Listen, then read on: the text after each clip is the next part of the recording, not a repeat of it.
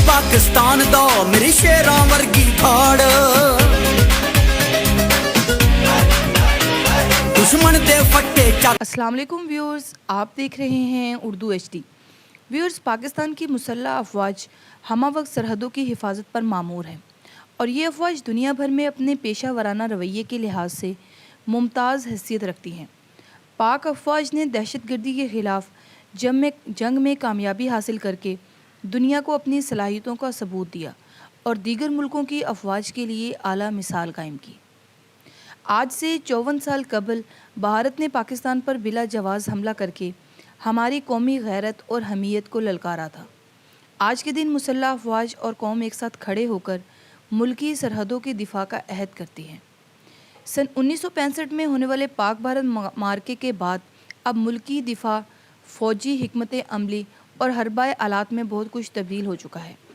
मुल्की दिफा को नाकाबिले तस्खीर बनाने के लिए मुसल्लह अफवाज की क्या तैयारियां हैं और ये किस किस्म के असले से लेस हैं, आइए इनका जायज़ा लेते हैं। व्यूअर्स, पाकिस्तान की मुसल्लह अफवाज के 3 बड़े शोबे हैं जिसमें ज़मीनी अफवाज, बहरी अफवाज और फ़ज़ाई अफवाज शामिल हैं। आज की वीडियो में हम ज़मीनी अफवाज यानी पाक फ़ौज के बारे में डिस्कस करेंगे, हमारे साथ रहिएगा। पाकिस्तान की ज़मीनी अफवाज या पाकिस्तान आर्मी की क़यादत 4 सितारे का हामिल जर्नैल करता है जिसे चीफ़ ऑफ आर्मी स्टाफ कहा जाता है। इस वक्त आर्मी की क़यादत जनरल कमर जावेद बाजवा कर रहे हैं जो 10वीं आर्मी चीफ़ हैं। ये अफवाज 6 लाख से ज़ायद अफसरान और जवानों पर मुश्तमिल है, जबकि इतनी ही तादाद में रिज़र्व अफवाज भी मौजूद हैं जिन्हें जंग की सूरत में किसी भी वक्त तलब किया जा सकता है। कर्नल जर्नल जीवन मेरे मेजर कर्नल जर्नल जीवन। मुल्की जिग्राफिया पर नज़र डाली जाए तो मालूम चलता है कि पाकिस्तान की तकरीबन 7000 किलोमीटर तवील ज़मीनी सरहद भारत, चीन, अफ़गानिस्तान और ईरान से मिलती हैं, जिनमें संगलाख और बर्फ़पोश पहाड़, मैदान, सहरा, दरिया, दलदली ज़मीन शामिल हैं। लिहाजा हर इलाके की मखसूस ज़रूरियात को मद्देनज़र रखते हुए फ़ौज को तैनात किया जाता है। इसको हरबी आलात फ़राहम किए जाते हैं और अफसरानों जवानों को तरबियत फ़राहम की जाती है। पाकिस्तान आर्मी एक जदीद और हमाजहत लड़ाका फ़ोर्स है। पाक आर्मी के लड़ाका शोबों में नंबर 1 इन्फेंट्री या प्यादा लड़ाका दस्ते, नंबर 2 आर्मड कोर, नंबर 3 आर्टली या तोप खाना, number 4 army air defence, number 5 engineering core, number 6 army aviation और नंबर 6 स्ट्रेटेजिक कमांडर यूनिट शामिल हैं। पाकिस्तान आर्मी हकीकी मायनों में 3 जहती लड़ाका फ़ोर्स है जो ज़मीन, फ़िज़ा और सिता आब पर फ़ौजी ऑपरेशन करने की सलाहियत रखती है।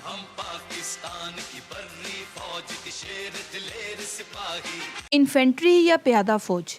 इन्फेंट्री या प्यादा अफवाज दुनिया की जंगी तारीख़ में सबसे कदीम अस्करी क़ुव्वत है। इंसान ने मुनज़्ज़म जंगों की इब्तदा प्यादा अफवाज से ही की और अब तक लड़ी जाने वाली ज़्यादातर जंगों में प्यादा अफवाज ने ही मरकज़ी किरदार अदा किया। प्यादा अफवाज को लड़ाने के लिए भी एक भरपूर हिकमत अमली की ज़रूरत होती थी। इस हिकमत अमली पर चीनी सिपह सालार और फ़लसफ़ी सनज़ू ने किताब आर्ट ऑफ वार तहरीर की है, जिसमें किसी जर्नैल के लिए अपनी अफवाज की फ़ोरमैन लड़ाई के लिए जगह के इंतखाब, जंग में मौसम की अहमियत, प्यादा अफवाज की नकलो हरकत, असले और दीगर मौज़ूआत पर नहायत फ़लसफ़ाना अंदाज में बहस की गई। व्यूअर्स, आज की जदीद जंगी दौर में भी इन्फेंट्री को किसी भी आर्मी में रीढ़ की हड्डी की हैसियत हासिल है। पाकिस्तान आर्मी इन्फेंट्री में Punjab regiment, number 2 Bloch regiment, number 3 frontier regiment, number 4 Azad Kashmir regiment, number 5 Sindh regiment और number 6 Nadar light infantry regiment शामिल हैं।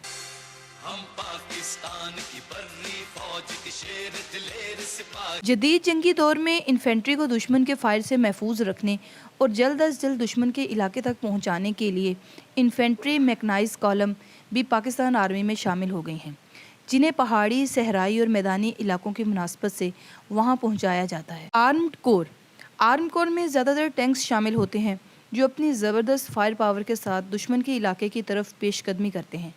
आर्म कोर के दस्ते जंग के दौरान सबसे आगे होते हैं और इनके साथ इन्फेंट्री या मैकनाइज इन्फेंट्री के दस्ते शामिल होते हैं। आर्म कोर का मकसद तेज़ी से दुश्मन के इलाके में पेशकदमी करना और दुश्मन को नुकसान पहुंचाते हुए इसके इलाके में घुस जाना है। और पाकिस्तान आर्म डिवीज़न दुश्मन के लिए ایک خوفناک خواب بن گئی ہے۔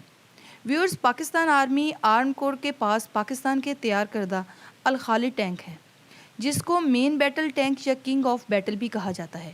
اس کے ساتھ ملک میں تیار کردہ Al-Zarrar tank, T-80 UD tank, type 85 IIAP اور ٹائپ 69 IIMP اور ٹائپ 59 ٹینک بھی آرم کور کا حصہ ہیں۔ آرمی آرم کور کا تربیتی مرکز نوشہرہ کنٹونمنٹ میں قائم ہے۔ پاکستان اور امریکہ کے اشتراک سے تیار ہونے والے آرم کمانڈ وہیکل سکب بھی پاکستان آرمی کے زیر استعمال ہے۔ اس وہیکل میں میدانی جنگ میں متحرک کمانڈ کنٹرول، کمیونیکیشن اور انٹیلیجنس یونٹ قائم کیا جا سکتا ہے۔ یہ وہیکل ڈیجیٹل اور الیکٹرانک وارفیئر کے لیے بھی استعمال ہو سکتی ہے۔ اس کے علاوہ مختلف نوعیت کی آرم پرسنل کیریئر بھی آرم کور کا حصہ ہیں۔ جب سے پاکستان نے دفاعی نمائش آئیڈیا کی انعقاد کا سلسلہ شروع کیا ہے، تب سے اس کی کوریج کرتا چلا آ رہا ہے اور متعدد مرتبہ ٹینک میں بیٹھنے کا موقع ملا ہے۔ میرے میجر کرنل جرنل جیون میرے میجر ویورز، بلا شبہ ٹینک چلانا اور اس پر دوران جنگ ڈیوٹی سر انجام دینے کے لیے آہنی حوصلہ درکار ہوتا ہے۔ ایک چھوٹی سی جگہ میں گولے بارود کے ساتھ بیٹھنا کوئی کم خوفناک کام نہیں ہے۔ پھر ایک اور اہم بات یہ ہے کہ گرمی میں ٹینک کا لوہا گرم ہو جاتا ہے اور یوں اندر کا درجہ حرارت باہر کے مقابلے میں 2 گنا بڑھ جاتا ہے۔ اس کے علاوہ ٹینک کے انجن کی گرمی بھی 2 آتشہ کا کام کرتی ہے۔ پاکستان کے تیار کردہ الخالد ٹینک 80 کلومیٹر کی رفتار پر چلتے ہوئے اپنے ہدف پر گولہ داغنے کی صلاحیت رکھتا ہے۔ الخالد ٹینک کی اس صلاحیت کا مظاہرہ بھی آئیڈیا کے فائر پاور شو میں سومیانی کی فائر رینج میں دیکھنے کو ملا۔ اس کے علاوہ گولہ داغنے کی آواز اتنی زیادہ ہوتی ہے کہ وہ عام آدمی کے اوسان خطا کر سکتی ہے۔ آرمی آرمڈ کور نے جنگ ستمبر سن 1965 میں نمایاں کارنامے سر انجام دیے تھے۔ لاہور کے محاذ پر دشمن کی پیش قدمی کو روکا تھا، جبکہ کھیم کھیرن کے مقام پر ٹینکوں کی مدد سے قبضہ کرنے میں مدد ملی تھی۔ اسی طرح جنگ ستمبر میں دشمن نے سیالکوٹ، چونڈا، ظفروال اور شکر گڑھ کے علاقے میں ٹینکوں کی گھمسان کی لڑائی لڑی تھی، جو دوسری جنگ عظیم کے بعد ٹینکوں کی سب سے بڑی لڑائی تھی، جس میں جارحیت کرنے والے کو پاکستان نے منہ توڑ جواب دیا۔ توپ خانہ یا آرٹلری انفینٹری کے بعد جنگ تاریخ میں سب سے قدیم تصور توپ خانہ کا ملتا ہے۔ جنگی حکمت عملی میں قلعہ بند افواج کے خلاف توپ خانہ سب سے مؤثر ہتھیار ثابت ہوتا ہے، جبکہ قلعے کے تحفظ میں بھی توپ خانے کا کلیدی کردار رہتا ہے۔ ویورز، جدید جنگی حکمت عملی میں توپ خانے کا مقصد حملہ آور کی پیش قدمی کو روکنے کے ساتھ ساتھ اپنی افواج کو ایسا فائر کور فراہم کرنا ہے جس میں پیش قدمی ممکن ہو سکے۔ پاکستان آرمی آرٹلری ڈویژن میں مختلف نوعیت کی گنز شامل ہیں، جن میں سے بعض خودکار، بعض نیم خودکار اور بعض مکمل مینول ہیں۔ توپ خانے کے مقاصد کچھ اس طرح سے ہیں۔ نمبر 1، کسی بھی جنگی آپریشن میں کمانڈر کو فائر سپورٹ فراہم کرنا۔ نمبر 2، دشمن کی نشاندہی کرنا اور اس کا ہدف بنانا۔ نمبر 3، دشمن کی پیش قدمی روکنا۔ نمبر 4، آرمی کے فیلڈ کمانڈر کو توپ خانے کی صلاحیت اور آپریشن سے متعلق آگاہ رکھنا۔ آرمی آرٹلری کے پاس نمبر 1، 23 کلومیٹر تک مار کرنے والے 155 ملی میٹر قطر کی M1 اور 9A2 گن۔ نمبر 2، 30 کلومیٹر تک مار کرنے والی 8 انچ قطر اور 200 کلو وزنی گولہ پھینکنے والی۔ نمبر 3، 130 ملی میٹر قطر کی 27 کلومیٹر تک ہدف کو نشانہ بنانے والی۔ اور نمبر 4، 30 کلومیٹر ریجن والی M198 اور دیگر توپیں دستیاب۔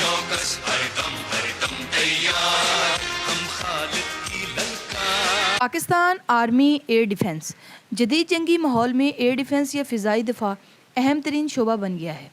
دشمن جب فضائی راستے سے اپنے طیاروں کے ذریعے حملہ آور ہونے کی کوشش کرتا ہے تو زمین سے یہی آرمی ایئر ڈیفنس کے ذریعے اسے منہ توڑ جواب دیتی ہے۔ اس شعبے کا کام دشمن کے جہاز کی نشاندہی کرنا اور ٹارگٹ کو لاک کر کے گرانا شامل ہے۔ آرمی ایئر ڈیفنس نے 71 جنگی جہازوں کو مختلف مارکوں میں گرایا ہے۔ سیاچن کے محاذ پر آرمی ایئر ڈیفنس نے سن 1995 سے سن 1997 کے دوران 17 بھارتی ہیلی کاپٹر مار گرائے۔ سن 1971 کی جنگ میں 104 جنگی جہازوں کو ہٹ کیا، جس میں 39 کریش ہوئے۔ سن 1965 کی جنگ میں 110 جنگی جہازوں کو نشانہ بنایا، جن میں سے 32 زمین بوس ہوئے۔ بھارت نے خود تسلیم کیا کہ سن 1971 میں اس کے 48% طیاروں کو نقصان زمینی فائر سے ہوا، جبکہ 30% فضائی لڑائی میں ہوا۔ پاکستان آرمی نے بدلتے حالات اور ٹیکنالوجی کے تناظر میں ایئر ڈیفنس نظام کو بہتر بنایا ہے۔ آرمی ایئر ڈیفنس کے پاس مندرجہ ذیل آلات ہوتے ہیں: